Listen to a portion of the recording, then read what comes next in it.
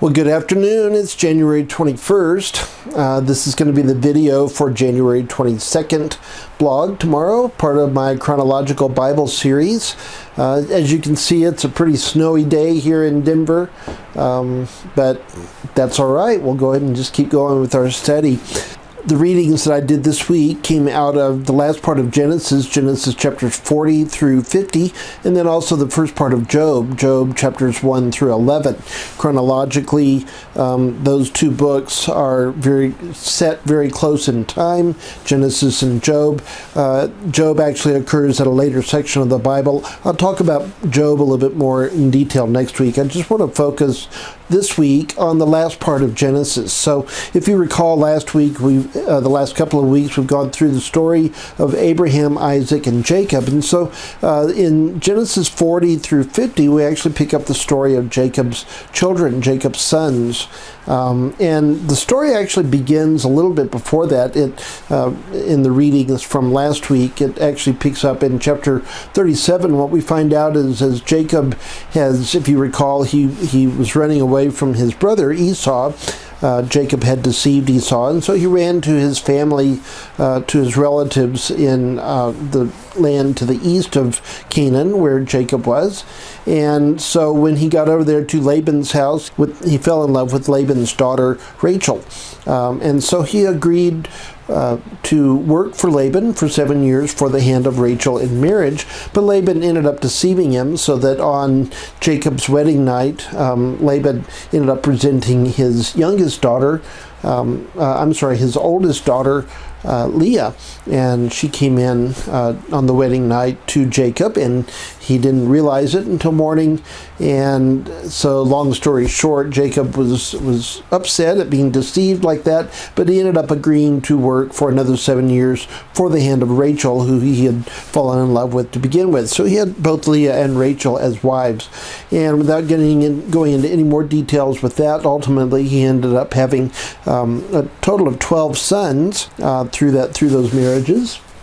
And the oldest son, it was actually one of the last children born, but the oldest son of Rachel, she was barren for quite a few years. And so the first child that she finally was able to bear for Jacob was Joseph. And so as a result of his great love for Rachel, he ended up having a great love for Joseph as well. And Joseph became, right or wrong, and it was not probably a good thing, but Joseph became Jacob's favorite son. And so Jacob bestowed gifts on him. You may have heard the story of the coat of many colors that Jacob gave to his son Joseph. Well, this favoritism that Jacob ended up having for Joseph ended up playing against Joseph and his brothers. His brothers were very jealous of that, and ultimately ended up wanting to kill Joseph. They were so jealous. So, and it didn't help matters that Joseph ended up having a dream when he was a teenager, a couple of dreams, in which he dreamed that his brothers and his mother and his father bowed down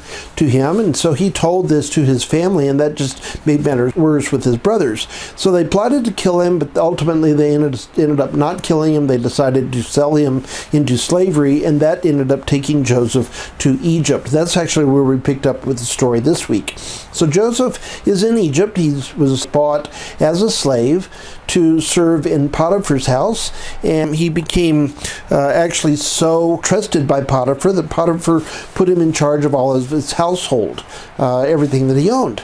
And so there was Joseph and doing all good things for Potiphar. As it turns out, Potiphar's wife ended up wanting to seduce Joseph, and so she tried that, and Joseph kept refusing and saying no, and all of that. And ultimately, she just got fed up with him and tired of him rejecting her, and so she ended up falsely accusing him of rape, which then made Potiphar angry and threw Joseph into prison. So we find Joseph in prison. He was there for 2 years.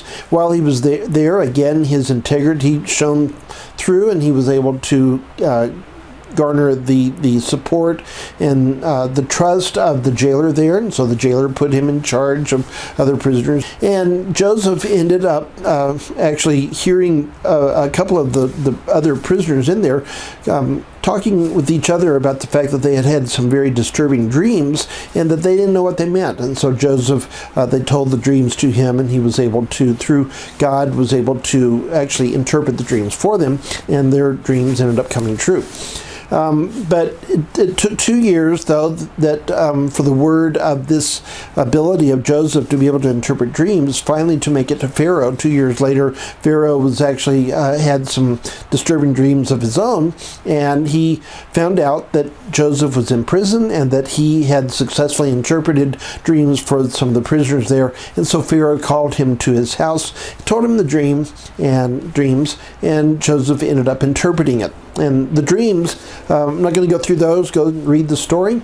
I would encourage you to do that. But the dreams were basically God revealing to Pharaoh that the land of Egypt was going to have a few years, actually 7 years of plenty, good harvests and all of that. But then it was going to be followed up by 7 years of very, very bad famine. And so he was warning Pharaoh to let him know that this was going to happen. And so Pharaoh decided, well, they needed to put somebody in charge to kind of help organize and store up food and make plans for this famine that was coming. And so he ended up putting Joseph in charge. And ultimately, Joseph was made second in command, if you will, to Pharaoh, to all of Egypt, over the entire nation there.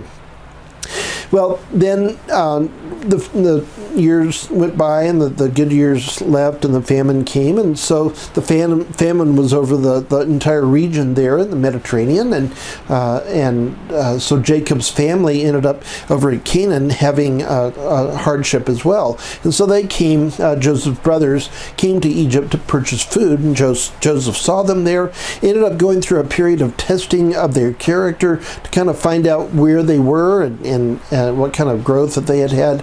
But ultimately, he ended up revealing himself to them as the brother that they had sold into slavery. Of course, at first they were terrified of the fact that now he was in charge, but he said, it was God that put me here. It was because of God that you were allowed to sell me, that God wanted to place me here so that I could offer this protection. And so he ended up instructing his brothers to go and get his father and bring them and all their family and bring them to Egypt for safekeeping. And so I want to just point out a couple of things.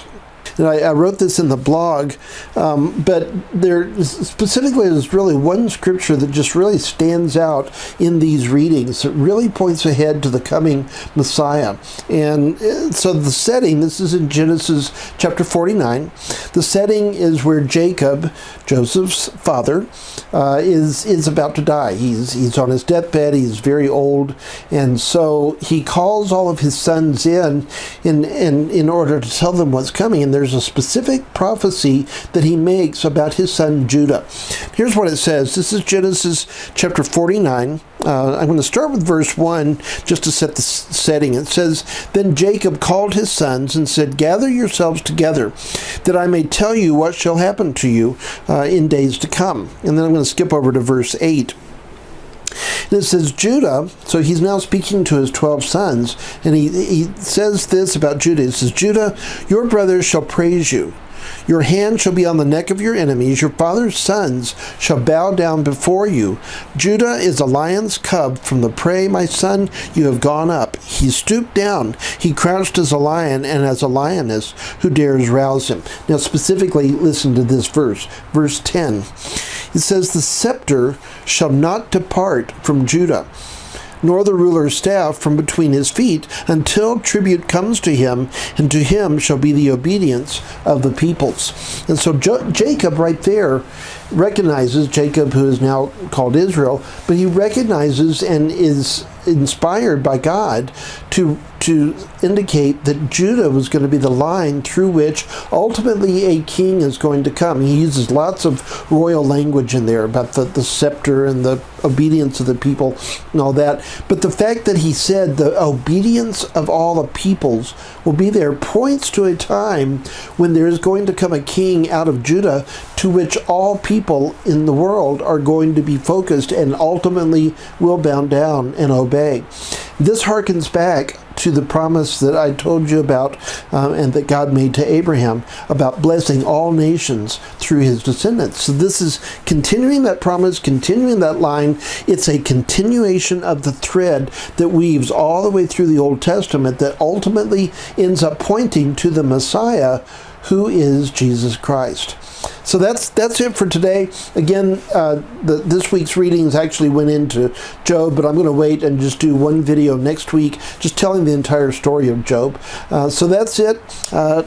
Hopefully it's not snowing quite so badly where you are. I appreciate you watching, and come back next week. Thanks.